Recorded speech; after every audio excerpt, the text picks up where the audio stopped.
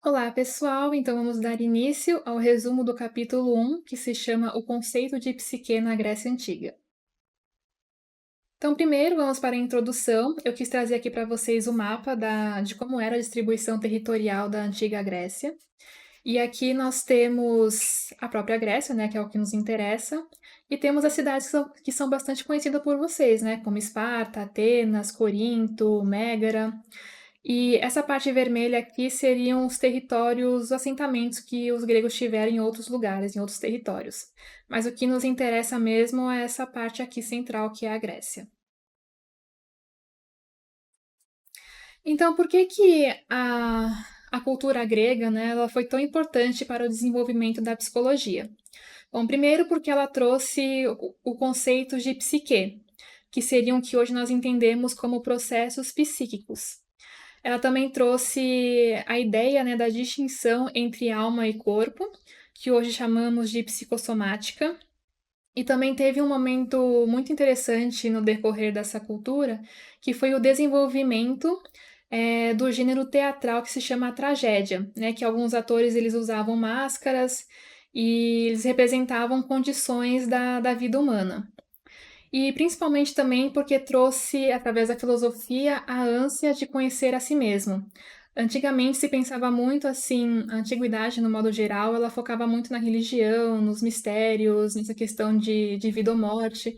Não que isso não seja importante na Grécia Antiga e até mesmo hoje, só que trouxe uma ênfase em, primeiro, também conhecer a si mesmo, né? Quem eu sou, né? Para onde eu vou? Então, é mais ou menos nesse sentido. E agora vamos falar um pouquinho da periodização e regime de historicidade, que eu já falei um pouquinho sobre isso na introdução. Aqui primeiro eu trouxe uma linha do tempo para vocês terem uma noção de quanto tempo durou a Grécia Antiga. Então ela começa no período homérico, que foi no período onde teve, né, os textos, né, os livros da Odisseia e da Ilíada de Homero, por isso que se chama período homérico, né, porque vem dele. E teve aquela. Ele escreveu sobre a Guerra de Troia, sobre a Odisseia depois, né? Que Odisseu, depois que terminou a Guerra de Troia, ele foi. Demorou 10 anos para chegar na casa dele, porque ele desafiou Poseidon. E nesse momento, assim, também os gregos eles estavam focados muito no mundo rural, assim, na agricultura. E com esse foco na agricultura, desenvolveu uma nova economia que permitiu que eles ficassem mais estáveis, né, onde eles estavam, onde eles moravam. E daí em seguida temos o período arcaico, que é o período onde começam as cidades-estados, né, já que eles começaram a ficar estáveis por conta da agricultura. Eles começaram a desenvolver as cidades-estados, teve as migrações, né, que muitos gregos eles migraram para outros lugares, que foi esse mapa aqui que eu trouxe aqui para vocês, né, que eles foram se dividindo e formando colônias também em outros lugares. E começou a surgir a filosofia, né, com os pré-socráticos e com a filosofia natural. E daí, em seguida, temos o período clássico, que é o período de auge em relação à cultura e à cultura grega, né, a filosofia também. E nesse período nós temos é marcado pelas guerras médicas, que foi a guerra dos persas contra os gregos, né, que os gregos ganharam. Teve a Guerra do Peloponeso, que foi a guerra entre Atenas e Esparta, principalmente, e as cidades gregas, né? As cidades-estados gregas. O início da democracia e também o surgimento da escravidão. Porque com essas guerras que tiveram, os guerreiros, né, de outros lugares, né, de outras civilizações, quando eles perdiam, eles acabavam ficando na Grécia e acabavam se tornando escravos dessa cultura. E em seguida, né, temos o período helenístico, que daí é marcado pela invasão do Felipe da Macedônia, e depois, posteriormente, pelo Alexandre o Grande, né, que trouxe a cultura, a filosofia helenística, que é justamente a união dos saberes do Ocidente com os saberes do Oriente. Então, como eu falei até na introdução da aula passada, né, o regime de historicidade coloca a história como mestre da vida. Então, a história ela tem esse objetivo assim, de trazer sabedoria para a vida, para as pessoas. E a temporalidade dessa visão histórica é o tempo cíclico, que é justamente aquela questão que eu falei, que a história se repete, né? O tempo se repete. E então, isso é bastante baseado na natureza, nas estações da natureza, que aqui eu até escrevi aqui, seguindo o caminho quaternário das estações da natureza. Então, sempre vai ter primavera, verão, outono e inverno. Então, a natureza ela é cíclica e a história também é cíclica por causa disso.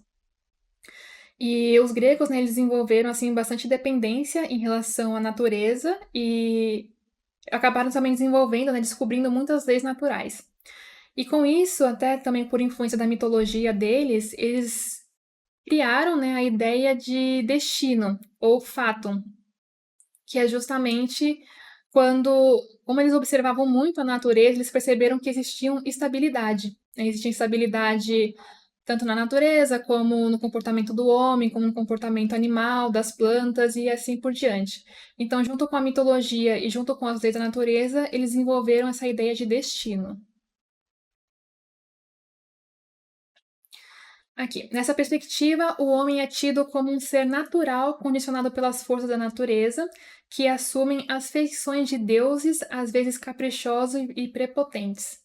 A concepção da temporalidade nesse contexto é ainda ligada à dimensão da eternidade, simbolizada pela sede dos deuses, o Olimpo. Agora vamos ver o contexto histórico, né? E esse contexto histórico ele é muito importante porque é aí que está a base para surgir as primeiras ideias que se formou os saberes psicológicos. Então, primeiro, nós precisamos falar sobre o grande milagre grego. Alguns historiadores, pesquisadores falam que eles chamam, né, de o grande milagre grego. Algumas pessoas criticam também essa nomenclatura, mas a verdade é o seguinte, assim, a Grécia ela tinha algo diferencial que outros povos da antiguidade não desenvolveram. Eu não estou sendo preconceituosa em relação a isso, até porque eu admiro muito a cultura oriental. Só que, enquanto a cultura oriental ela é mais voltada assim para o simbolismo, para a religião, talvez para um mistério, ah, os gregos eles se diferenciaram porque eles trouxeram uma outra forma de acessar o conhecimento, digamos assim. O grande milagre grego ele é marcado por uma criatividade cultural muito grande.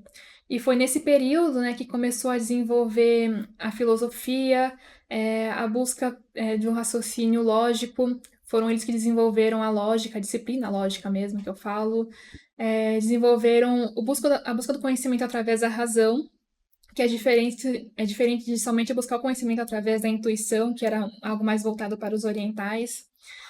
Não que os gregos excluam, né, essas características, mas eles desenvolveram de forma diferente. Então, o grande milagre grego ele é marcado por isso, por essa expansão cultural e diferente de todas as outras culturas que existiam na época. Inclusive, o desenvolvimento da democracia, porque enquanto no Oriente, né, era sempre uma teocracia, né, o rei, a rainha, e sempre uma imposição de pensamentos muito marcados, delimitados, os gregos não, os gregos começaram a trazer discussões políticas nas praças públicas, a famosa ágora. E com isso trouxe a população para participar mais da política. E isso era algo que só aconteceu na Grécia, não aconteceu em nenhum outro lugar. Então, só para vocês estarem cientes, né, que esse período foi marcado por grandes novidades dentro da história da humanidade. E esse tema também ele é muito pesquisado por outros pesquisadores, historiadores, filósofos, enfim, porque por que isso aconteceu na Grécia, né? Ninguém sabe exatamente por que o homem começou a fazer coisas diferentes nesse período. O que tinha nessa cultura que fez com que se formasse essa expansão cultural? Então, tá aí uma pesquisa que até hoje eles estudam e pesquisam sobre isso. Então, o que nos interessa aqui, em relação a esse grande milagre grego, é que surgiu essas 4 categorias que influenciaram bastante a construção dos saberes psicológicos. Então, a primeira é a poesia épica e lírica, temos depois as tragédias, depois temos os textos de filosofia e depois temos os tratados de medicina. E vamos ver cada uma delas aqui. Então, introduzindo aqui, a poesia épica, ela surgiu para ser cantada ou recitada.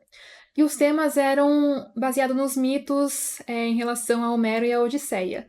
Ninguém sabe exatamente se a Guerra de Troia existiu ou não, mas como foram contos, né, mitos marcados, né, em relação à cultura grega, então acabou se desenvolvendo essas poesias épicas, que é onde eles contavam essas histórias, né? E as mais famosas foram Homero e a Odisseia. Então, até coloquei aqui, né? Os temas eram os mitos baseados em memórias difusas de eventos históricos. É aquilo, a gente não sabe exatamente se aconteceu daquele jeito, mas pode ser que tenha acontecido, né? Por exemplo, a Guerra de Troia, mas a forma como foi é, registrado isso foram através também misturando mitologia, deuses, etc. E por que a poesia épica foi tão importante para o desenvolvimento da civilização grega?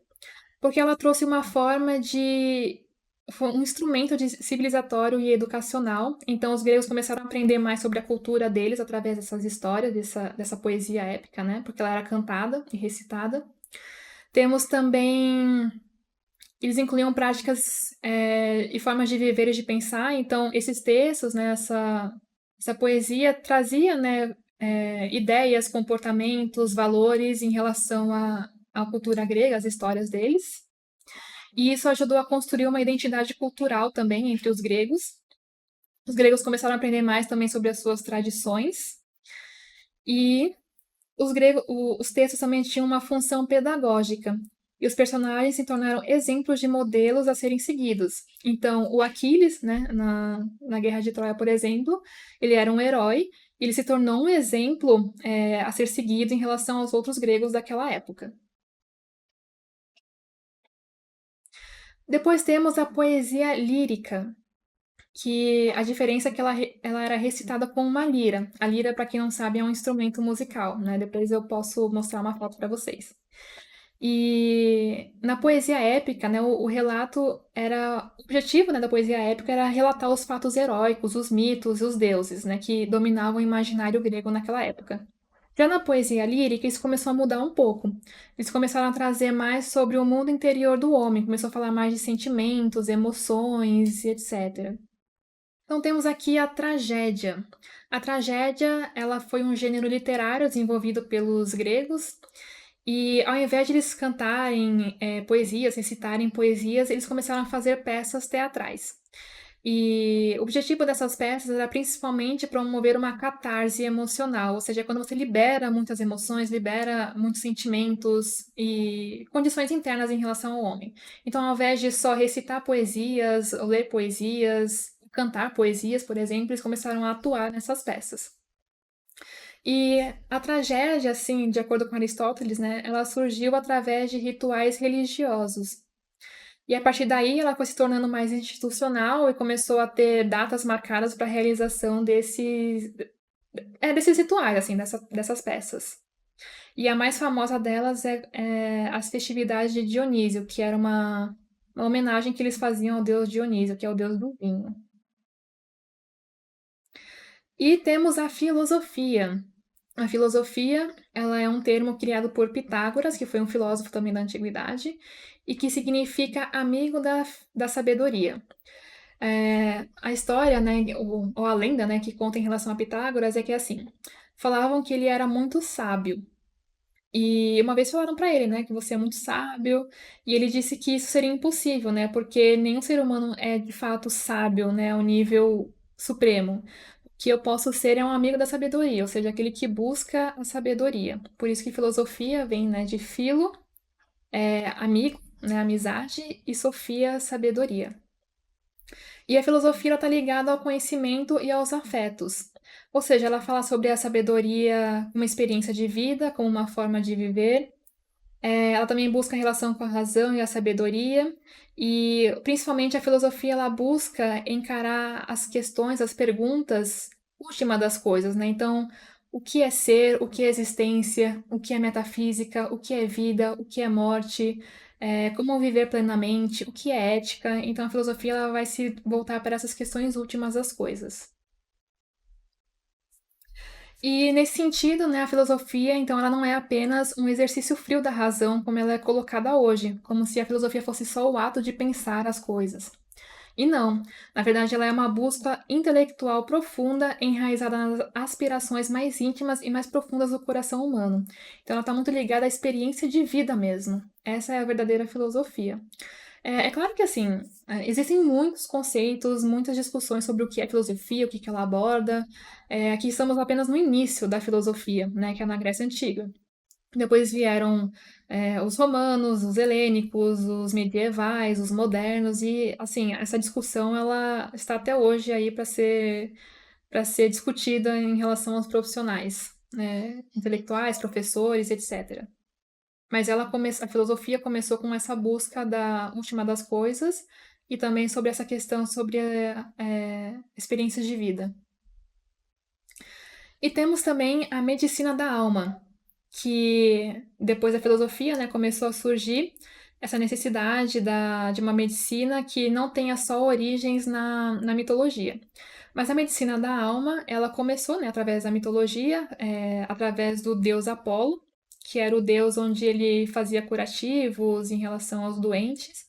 Depois, eu não vou entrar muito na mitologia, mas ele teve um filho chamado Asclépio, e esse Asclépio também, tinha um tempo também do Asclépio, onde as pessoas iam para se curarem de doenças.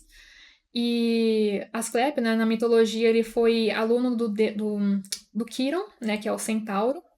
E lá ele aprendeu sobre astrologia, medicina, ervas, etc.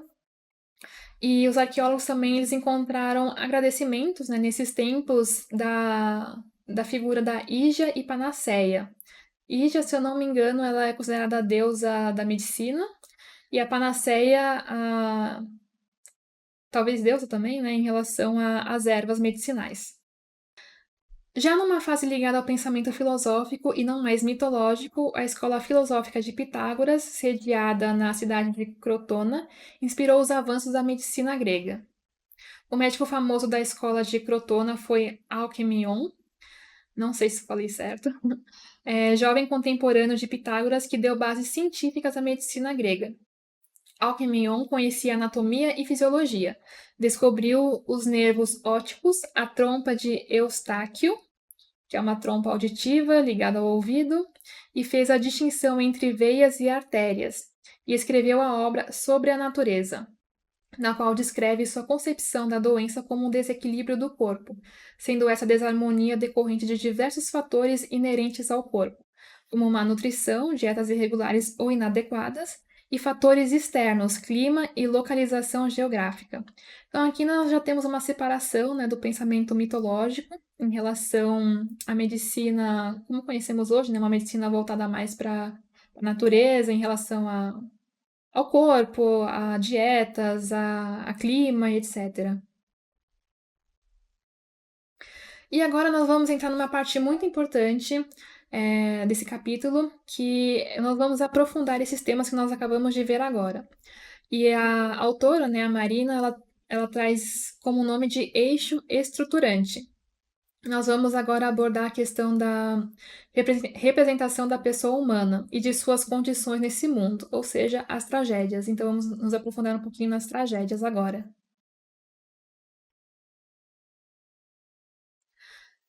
O termo pessoa, tradução da palavra grega prosopon e da palavra latina persona, surge na cultura grega antiga e especificamente numa das suas expressões literárias originais, que é a tragédia.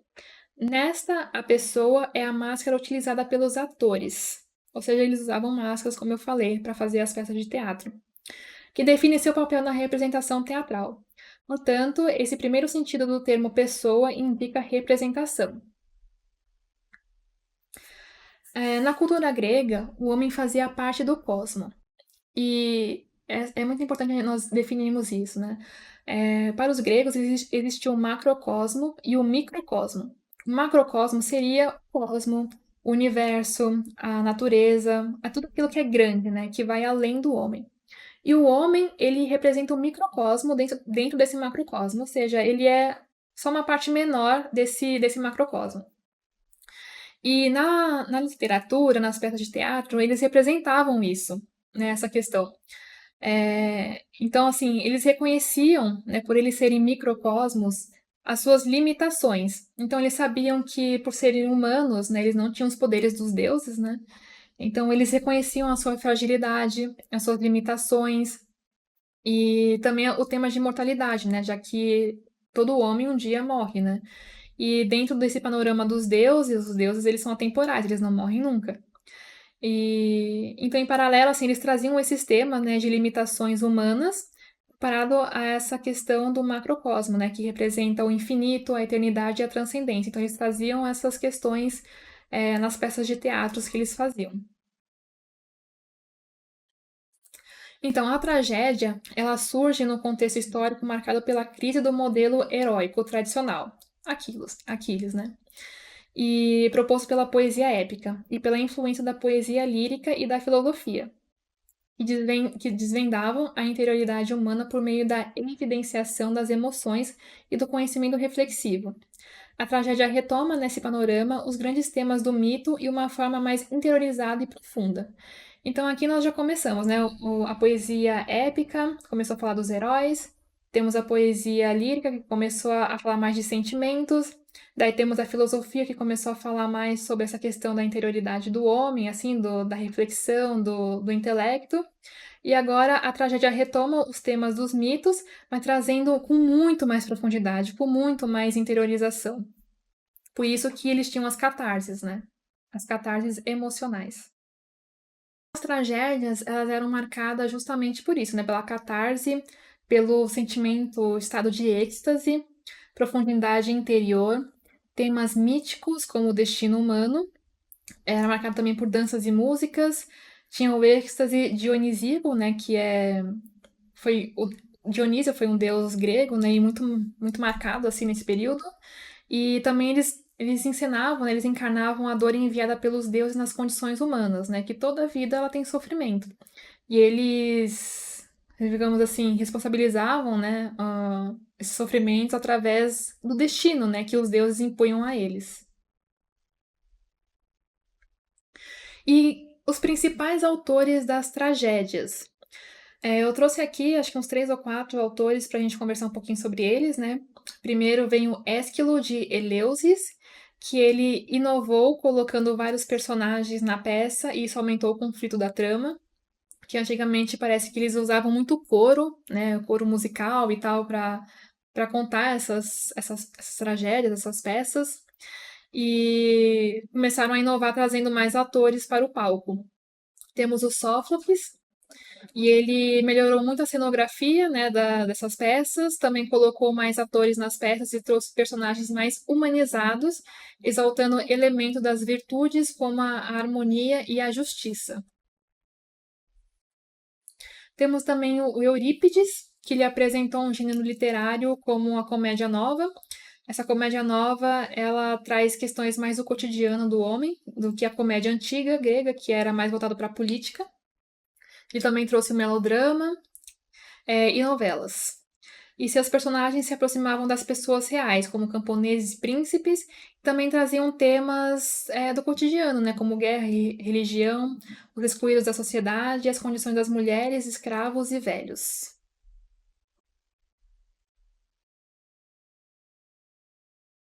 E o interessante dessa peça de Eurípides é que eles começaram a apresentar quadros clínicos que hoje nós entendemos como patologias, né, que hoje seriam diagnosticados através da psiquiatria atual.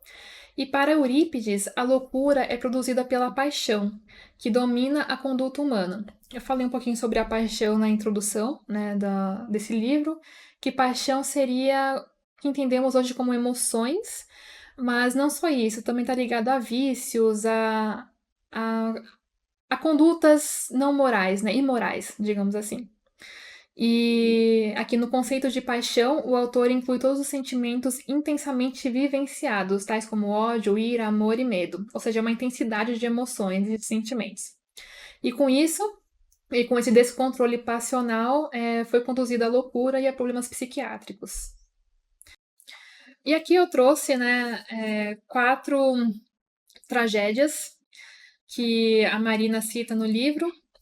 O primeiro, talvez você já conheça algum deles, eu tenho ouvido falar, que é o Prometeu Acorrentado, que é a história da mitologia onde Prometeu ele rouba, né, o fogo dos deuses para trazer aos mortais, aos humanos, e com isso simboliza o conhecimento. E depois que ele fez esse ato, Zeus o puniu, onde ele ficou acorrentado numa montanha, se eu não me engano, e todos os dias ele morria e renascia porque os corvos vinham comer os órgãos dele, né? Bastante sofrimento, né? Por isso que se chama tragédia, porque é uma tragédia mesmo essas histórias. Temos o Édipo Rei, né? Essa tragédia ela é muito queridinha para os psicanalistas, né? Principalmente de Freud.